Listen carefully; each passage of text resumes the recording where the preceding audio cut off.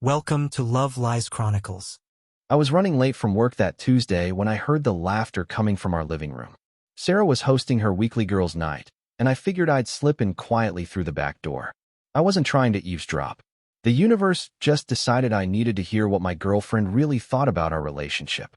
Okay, but seriously, came Jessica's voice as I set my briefcase down in the kitchen. How do you get David to do whatever you want? My boyfriend never listens. Oh, honey.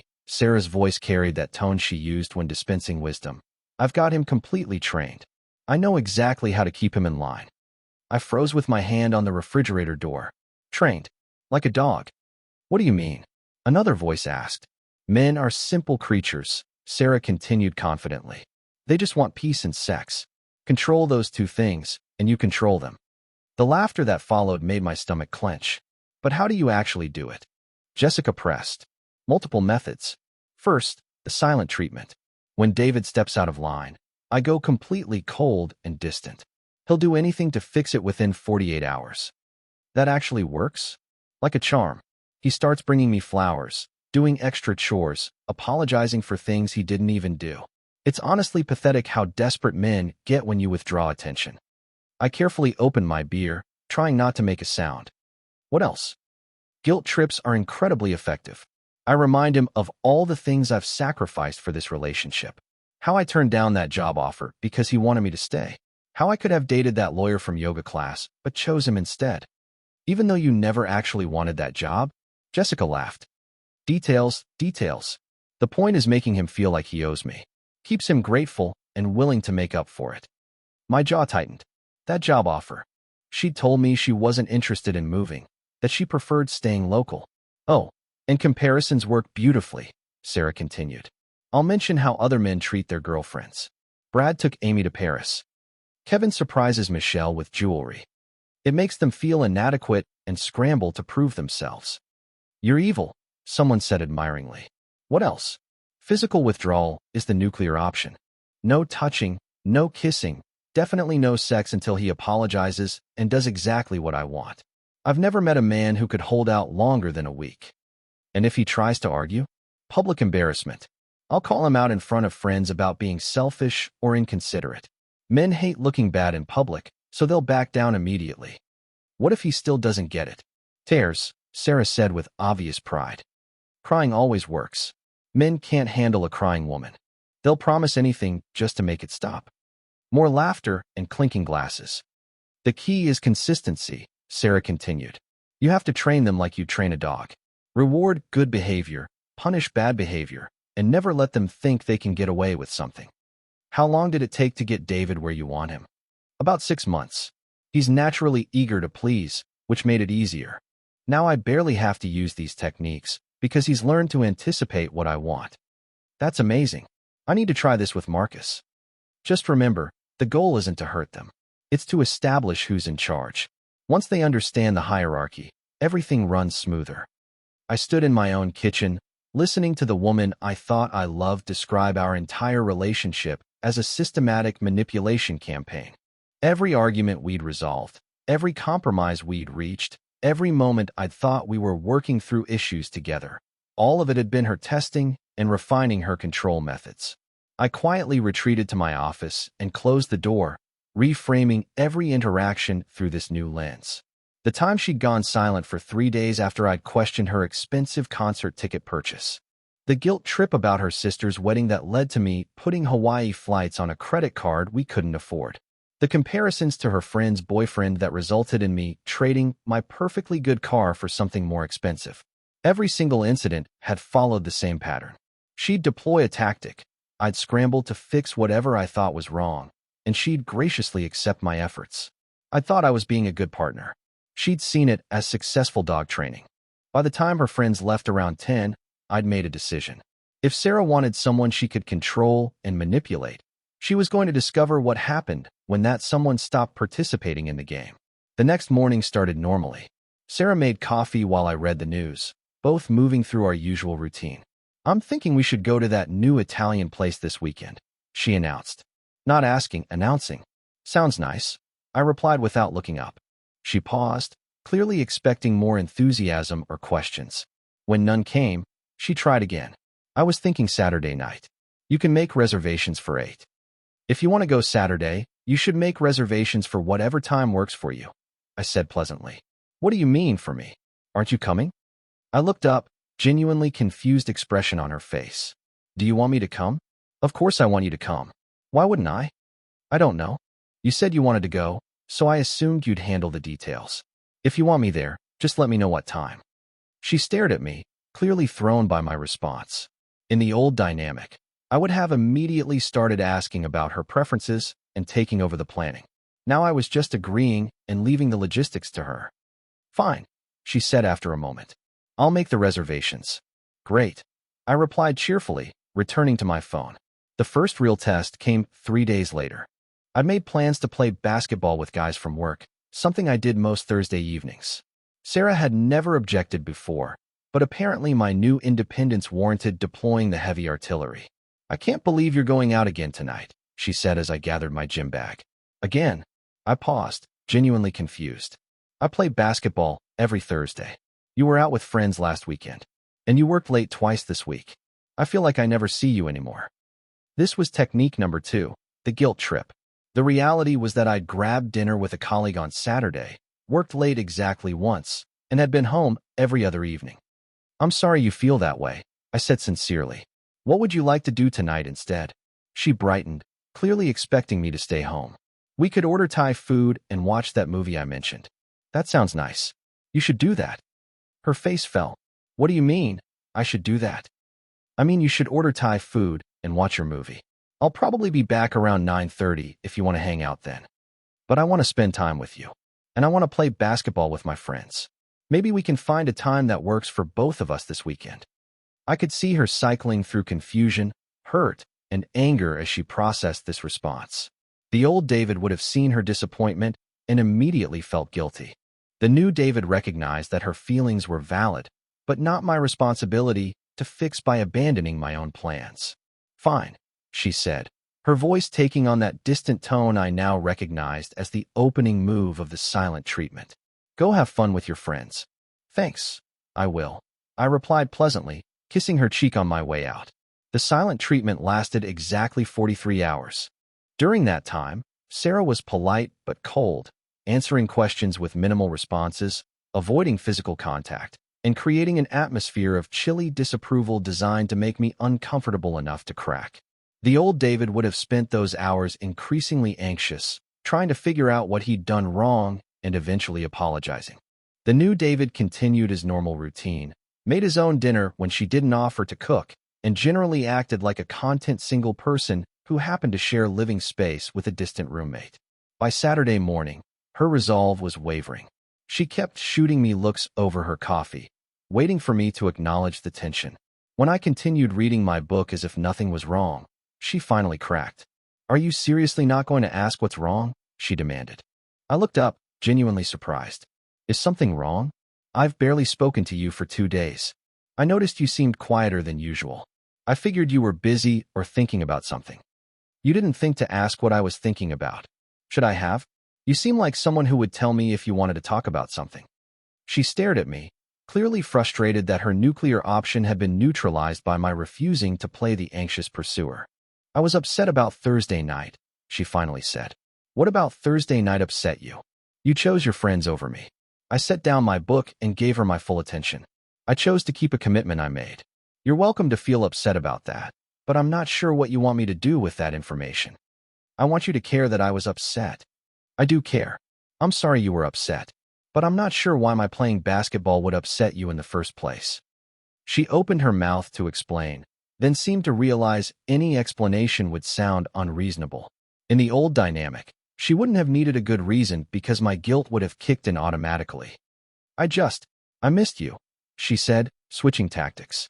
I was only gone for 3 hours, and I was home the rest of the week. But I wanted to spend time with you that night specifically. Then you could have asked me to skip basketball this week. I probably would have said yes if you'd explained that you had something special planned. I shouldn't have to ask. You should want to spend time with me. I don't want to spend time with you. I also want to maintain my friendships. Both of those things can be true. The conversation was going completely off script from what she expected. Fine, she said eventually. But next time, Maybe think about how your choices affect me. I'll keep that in mind, I replied agreeably, returning to my book. The next test came the following week with technique number 3, the comparison trap. Sarah's friend Amy had just gotten engaged, and Sarah used this as ammunition. Amy is so lucky, she sighed dramatically while scrolling through engagement photos. Brad planned this incredible surprise proposal at sunset on the beach. He had a photographer hidden to capture everything. She waited for me to take the bait, to feel inadequate about my own romantic gestures. Instead, I just nodded. That's really nice. Amy must be thrilled. It's so romantic. Some men really know how to make a woman feel special. Another pause, another opportunity for me to feel criticized and scramble to defend myself. Brad seems like a thoughtful guy. I agreed. Her frustration was becoming visible. The ring is 2 carats. From Tiffany's. Wow, that must have been expensive. He said she was worth every penny. I could see where this was heading. In the old dynamic, I'd be feeling pressure to start shopping for rings. Instead, I just smiled. That's sweet. I'm happy for them. Over the next hour, she showed me 3 more engagement announcements, each accompanied by commentary about how romantic and thoughtful the men were. Each time, I responded with genuine happiness for the couples and 0 defensiveness. Finally, she tried a more direct approach. Jessica's boyfriend surprised her with a weekend in Napa for no reason at all. That sounds fun. Does Jessica like wine country? The point is that he thought of her and wanted to surprise her. Okay. She waited for me to connect the dots and volunteer to plan a surprise trip. When I didn't, she pushed harder. Some men just naturally think of ways to make their girlfriends happy. That's true, I agreed. Some women do that for their boyfriends too. When was the last time you surprised me with something? Now we were getting somewhere. An actual direct question instead of manipulation. I brought you those macarons from that bakery you liked last week, I replied. That's not the same thing. What kind of surprise were you hoping for? She looked frustrated. I shouldn't have to tell you. That defeats the purpose. So you want me to guess what would make you happy? I want you to want to do nice things for me without being asked. I do want to do nice things for you. But if you have something specific in mind, you'll have to communicate that directly instead of hoping I'll read your mind. This was clearly not the conversation she'd expected. Forget it, she said, frustrated. I don't want to forget it. If there's something specific you'd like to do, tell me. We can talk about making it happen. It's not the same if I have to ask for it. Then I guess you'll have to decide what's more important, getting what you want or getting it in a specific way. She stared at me like I'd spoken in a foreign language. The next week brought technique number 4, complete withdrawal of physical affection. I'd mentioned wanting to sign up for a woodworking class that met Saturday mornings. Sarah became completely untouchable. No casual kisses, no hand-holding, no cuddling. She'd flinch away if I got too close and find reasons to maintain distance. The old David would have spent days trying to figure out what he'd done wrong. The new David simply respected her boundaries and stopped initiating any physical contact. By day 3, she seemed increasingly puzzled by my failure to pursue her. I was pleasant and friendly, but I didn't try to bridge the physical gap she'd created. You don't seem to care that I'm upset, she said Thursday evening. I do care that you're upset. I just don't know what you want me to do about it. You could try to make things better. How would you like me to do that? I don't know. Just try. I'm not going to play guessing games, Sarah. If there's something specific I can do, tell me what it is. You really don't know what's wrong? I know you've been distant since I mentioned the woodworking class. If you don't want me to take it, just say so directly. It's not about the class. Then what is it about? You don't prioritize me anymore. In what way? She couldn't answer with specific examples because there weren't any. What I'd stopped doing was automatically sacrificing my own interests to manage her emotional responses. You've just been different lately, she said eventually. Different how? More selfish. Can you give me an example? Again, she couldn't. Because wanting to play basketball and take a woodworking class weren't actually selfish behaviors. The affection withdrawal continued for another 4 days before she seemed to realize it was having the opposite effect. Instead of making me desperate for her attention, it was teaching me to be content without physical intimacy. The final escalation came 2 weeks later with technique number 5, threatening to leave. I'd been invited to a friend's birthday party Friday night. Sarah had met the friend but didn't particularly like him, and she'd made it clear she didn't want to attend. I can't believe you're going to Jake's party without me, she said as I got ready. You said you didn't want to go, but it looks weird that you're going without me. Why would it look weird? People will wonder where I am. You can tell them you didn't feel like coming. She tried a different approach. I don't like the way some of those guys act when their girlfriends aren't around. What guys specifically, and how do they act? You know how men get in groups. They start talking about women inappropriately. I've never heard Jake or his friends do that. You just don't notice because you're a man. So you think I'm going to participate in disrespectful behavior? This was a new low. She was essentially accusing me of having no moral backbone. I guess you'll have to trust that I'll behave according to my values, I said calmly. What if I asked you not to go? Then I'd want to understand why it was important to you that I miss a friend's birthday. Because I'm uncomfortable with it. Why are you uncomfortable? Because I don't trust those guys. Do you trust me? She paused, realizing she'd painted herself into a corner. If she said no, she'd have to explain why she was dating someone she didn't trust. Of course I trust you. Then what's the problem? I don't want you to go. That's not a reason. That's just a preference. And your preference for me to skip a friend's birthday isn't more important than my preference to attend. Fine, she said, switching to the nuclear option. Go to your party. But don't expect me to be here when you get back. This was the threat to leave. In the old dynamic, this would have sent me into a panic. Where are you thinking of going? I asked conversationally. What? You said you wouldn't be here when I get back. I was wondering where you were planning to spend the evening. Probably my sister's. That sounds nice. Tell Rebecca I said hi. You're not going to try to talk me out of leaving? Why would I? You're an adult. If you want to go to your sister's house, you should go. I'm leaving because you're choosing a party over me. No, you're leaving because you don't want to be here alone for a few hours. Those are very different things.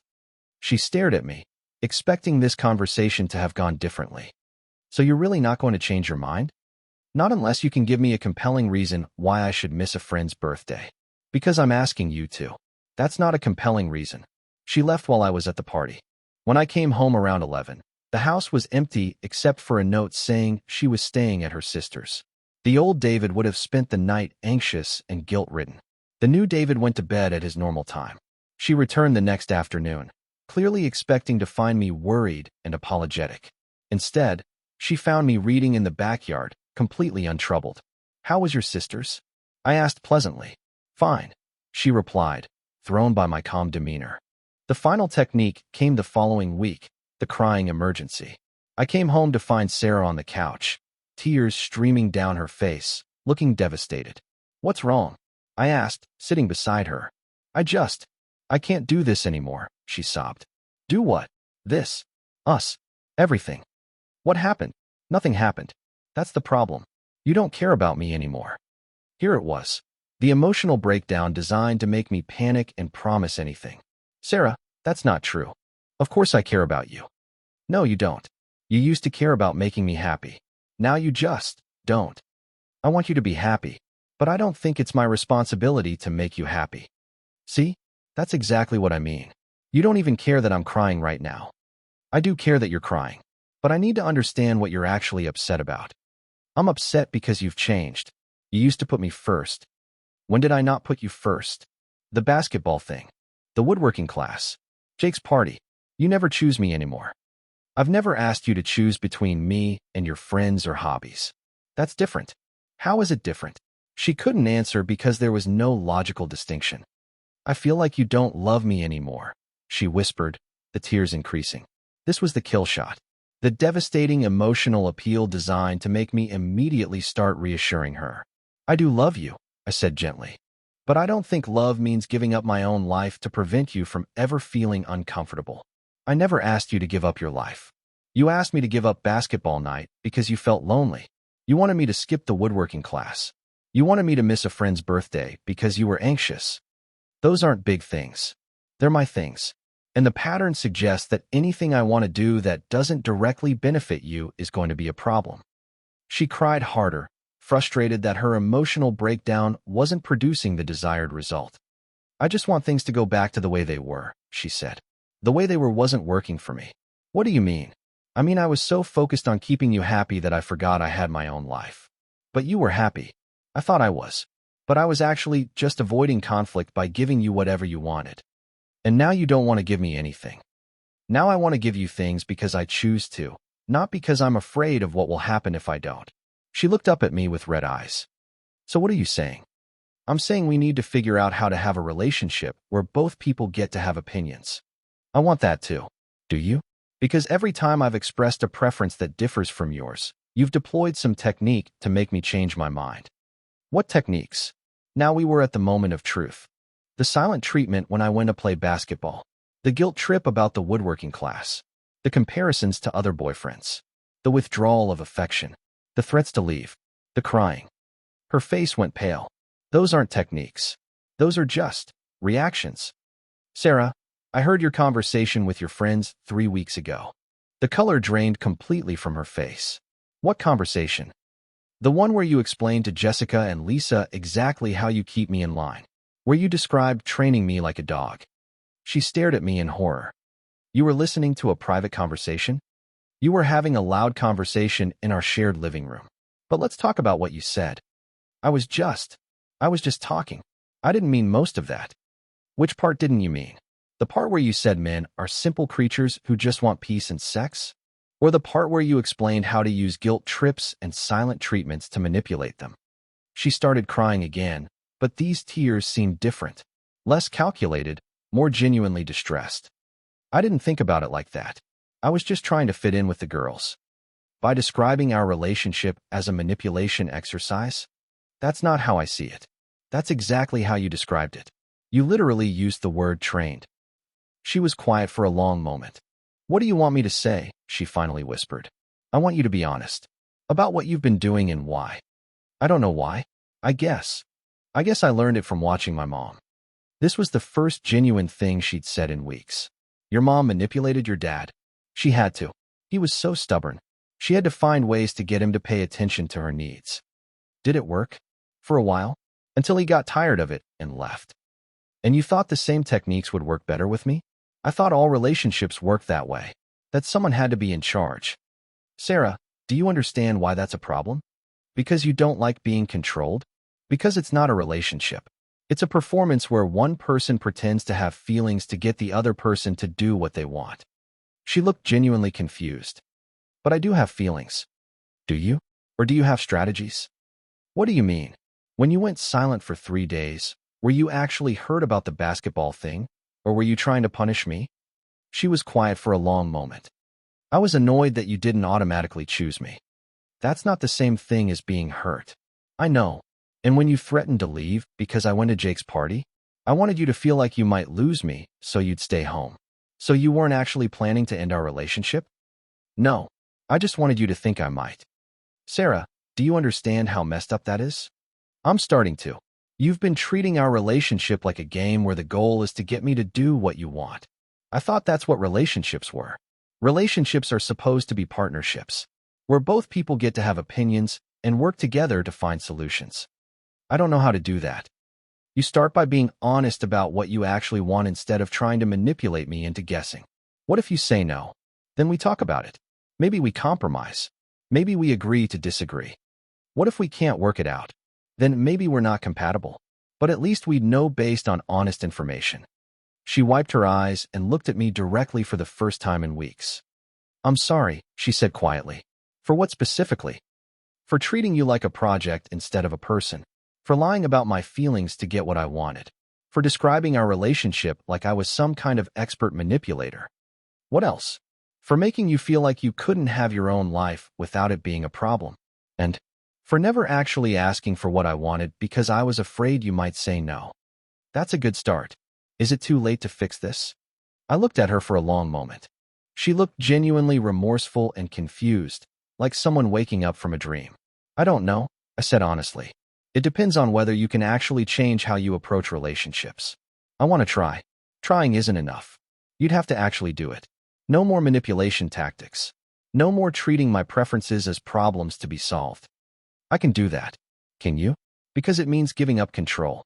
It means accepting that I might sometimes choose things you don't like. That's scary. Why? Because what if you choose things I don't like more often than things I do like? Then we'd have to figure out if we're actually compatible. What would starting over look like? It would mean learning to communicate directly. When you want to spend time together, ask for it. When you want something specific, request it. When you're upset, Talk to me about it. What if you say no to things I ask for? Then you'd have to decide if it's something you can live without or something important enough to be a deal breaker. And you do the same? I do the same. What about your friends? What do I tell them? The same thing you told me. That you were wrong, that you'd learned those techniques from your family, and that you're trying to build a healthier relationship. They're going to think I'm weak. Sarah, you were never in control. You were just creating the illusion of control by making me responsible for managing your emotions. What do you mean? Every time you deployed one of your techniques, I had to figure out how to make you feel better. You were completely dependent on my reactions. I never thought about it that way. Real control would be being happy regardless of what I choose to do. What you were doing was codependence disguised as manipulation. She was quiet for a long time. Can we try? She finally asked. Try what? Starting over. Doing it the right way. It's going to be hard. You're going to want to fall back into old patterns. I know. And I'm not going to rescue you from your own emotions anymore. If you're upset, you'll need to handle it like an adult. I understand. Do you? Because 3 weeks ago you were bragging about how well you had me trained. I'm willing to work on it. Sarah, I need more than willingness. I need evidence that you can communicate directly and treat me like a partner instead of a project. How do I prove that? By doing it. Consistently. She nodded, looking overwhelmed but determined. Can I ask you something? She said after a moment. Sure. When did you stop being afraid of me leaving? When I realized that staying in a relationship where I was constantly walking on eggshells wasn't better than being alone. That's what I was afraid of. What? That if I couldn't control you, you'd realize you didn't need me. Sarah, if the only reason someone is with you is because they're afraid to leave, that's not love. I know that now. Do you? Because I think part of you still believes that love means someone automatically prioritizing your emotions over their own life. Maybe. I'm not sure what healthy love looks like. Healthy love is choosing to be with someone even when they occasionally disappoint you. It's wanting them to be happy even when their happiness doesn't directly benefit you. That's terrifying. Why? Because it means I can't guarantee you'll stay. You couldn't guarantee that anyway. You could just create the illusion that you could. So what happens now? Now you decide if you want to learn how to be in a real relationship or if you'd rather find someone easier to manipulate. I want to learn. Then we start with something simple. Is there anything you want from me right now? Something specific? She thought for a moment. I'd like to spend tomorrow evening together. Just the two of us. What would you like to do? Maybe cook dinner together and talk about how to do this better. That sounds nice. I'd like that too. Really? Really? See how much easier that was than going silent for 3 days and hoping I'd figure out you wanted attention? She smiled for the first time in weeks. Yeah, it was easier. That's how it's supposed to work. I have a lot to learn. We both do. But at least now we're learning together instead of playing games against each other. As I watched her wiping away her tears, I realized something important had shifted. For the first time since I'd overheard that conversation, I was looking at my girlfriend instead of my adversary. The woman who had been bragging about keeping me in line was gone. In her place was someone who seemed genuinely confused about how relationships were supposed to work, but willing to figure it out honestly. Whether that would be enough remained to be seen. But for the first time in weeks, it felt like we were pointing in the same direction. Dear listeners, please share your thoughts in the comments, and do not forget to like, share, and subscribe to the channel.